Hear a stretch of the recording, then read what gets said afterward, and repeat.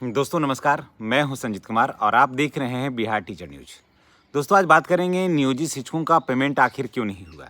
बिहार के सभी कोटि के शिक्षकों का पेमेंट हो गया, लेकिन नियोजित शिक्षकों का पेमेंट नहीं हुआ। इसके पीछे का कारण क्या है? बहुत सारे शिक्षक साथी कमेंट कर रहे थे कि सर आखिर नियोजित शिक्षकों का जो पेमेंट है वो कब होगा? क्या हम नियोजित शिक्षकों को सक्षमता परीक्षा नहीं दिए हैं, इस बात का डर और दंश झेला जा रहा है। तो मैं सारी बातों को जानकारी लेकर के मैं आपके पास आया हूँ और मैं आज बताता हूँ कि आखिर नियोजित शिक्षकों का पेमेंट में क्या अड़चनें हैं, क्या बाधाएं हैं। इस सारे सवालों का जवाब हम आपको दे रहे हैं और ये भी बताएंगे कि आपका पेमेंट कब होगा और कब तक होगा और कितने मंथ का एक साथ होगा। ये सारी बातों की जानकारी हम आपके साथ शेयर करें। दोस्तों इससे पहले अगर आप चैनल पर नए हैं तो चैनल को सब्सक्राइब करके बेल आइकन को दबाइए ताकि वीडियो का जो नोटिफिकेशन है वो आपको मिलता रहे। तो चलिए सबसे पहले बात करते हैं कि आखिर जब सभी का पेमेंट हो गया तो नियोजित शिक्षकों का पेमेंट क्यों नहीं हुआ। ये तो सवाल है।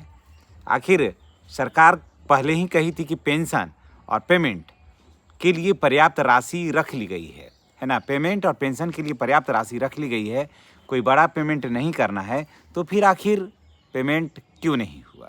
तो अब सवाल ये उठता है कि आखिर पेमेंट क्यों नहीं हुआ शिक्षकों को।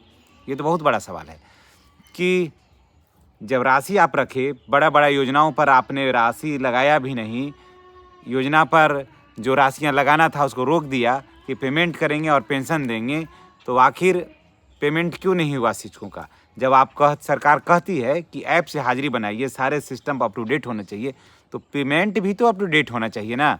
तो पेमेंट अप टू डेट हुआ नहीं और बातें बहुत लंबी चौड़ी होती है।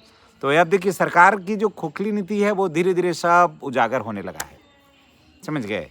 और दरअसल बात यह है कि सरकार के पास पैसे नहीं है। एकदम एक लाइन में आप जान लीजिए कि सरकार के पास अभी बहुत मुश्किल से पैसा आ रहा है और केंद्रीय जो लाभांश है उसी पर सरकार अभी टिकी हुई है। केंद्रीय लाभांश जो है वो आने वाला है, तो जैसे ही वो आएगा तभी सरकार के पास राशियां हो जाएगी और उसके बाद फिर पेमेंट हो जाएगा। तो सरकार अभी बहुत दुविधा में पड़ा हुआ है। इसके पास राशि का इतना क्राइसिस है जिसका शब्दों में हम वर्णन नहीं कर सकते हैं। तो दोस्तों अगर ऐसे संभावना है कि इधर ही 1-2 दिन में राशियां आ जाने वाली है, तो 24 तारीख 25 तारीख तक पेमेंट आपका हो जाएगा। लेकिन अगर नहीं आती है तब क्या होगा।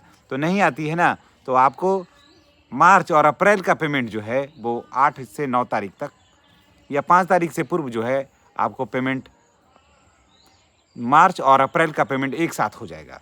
ये इसकी पूरी संभावना है। मैंने बात भी किया लोगों से कि आखिर पेमेंट, हम लोगों का पेमेंट में जिला में कि आखिर देरी का वजह क्या है। उन्होंने एक लाइन में कहा कि इंस्टॉलमेंट नहीं है, वहाँ उन्होंने कहा कि अलॉटमेंट है ही नहीं, और कुछ राशि है भी तो वो सभी को नहीं दिया जा सकता है, यानी कि 2-3 प्रखंड से ज़्यादा नहीं दिया जा सकता है। तो ऐसे में बेहतर है कि शिक्षकों को सभी को रोका जाए और एक ही साथ पेमेंट किया जाए। तो यही मेन प्रॉब्लम है दोस्तों कि सरकार के पास अभी पैसा नहीं है। और ऐसा नहीं है कि सरकार के खजाने में पैसा नहीं है, जिला में पैसा है, सरकार के खजाने में पैसा है और जिला में पैसा नहीं है, ये बात नहीं है। दरअसल सरकार के खजाने में पैसा नहीं, बिहार गवर्नमेंट के खजाने में पैसा है ही नहीं, तो वह पैसा आएगा कहाँ से। तो और अभी सरकार के खजाना जो है वो एकदम बिल्कुल नील है, तो इसलिए इसकी वजह से शिक्षकों का पेमेंट अभी नहीं आ रहा है। लेकिन 1-2 दिन के अंदर ही पेमेंट आने वाला है, जैसा कि लोग जानकारी दिए हैं कि पेमेंट आ रहा है। तो संभावना है कि 25 तारीख पेमेंट आ जाएगा, 24-25 तक पेमेंट हो जाएगा, और नहीं हुआ तो 5 तारीख तक अब मार्च का और अप्रैल का पेमेंट एक साथ भी हो जाएगा। तो चलिए इसी के साथ हम आपसे विदा लेते हैं। नए वीडियो में हमारी और आपकी फिर मुलाकात होगी। चैनल पर नए हैं तो चैनल को सब्सक्राइब करिएगा। धन्यवाद।